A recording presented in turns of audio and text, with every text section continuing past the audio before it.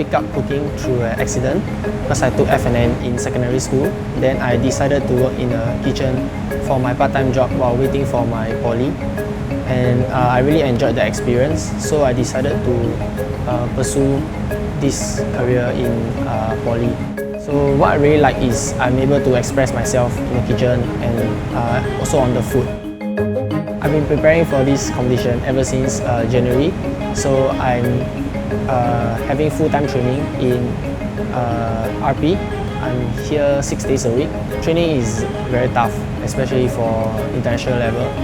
The training hours is very long, and also it's quite tedious. I won't say that I'm stressed, but of course nervous, will be nervous, but I think I put the biggest pressure on myself.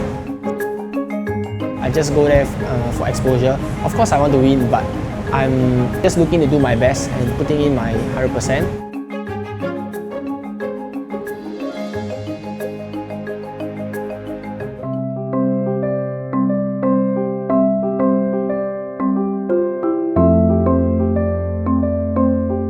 Hi, my name is Vanessa Kow. I'm 19 years old this year and I'll be competing in Kazan WorldSkills in beauty therapy this August.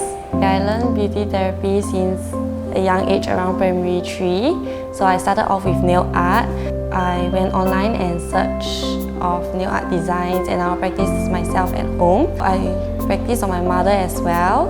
I joined ITE beauty therapy to better equip myself in this trade. So for beauty therapy, we do body treatments. Then for facial treatment, we do facial scrub as well as massage. And also we do waxing, manicure, pedicure, nail art, makeup and eyelash extension. I train every day. As long as I do not have any classes, I will be training. Having to struggle between classes, yeah, it was pretty challenging because I would run up and down from class to training, then training to class. I would say I'm nervous, but I'm confident as well because throughout all this training, I think efforts will pay off.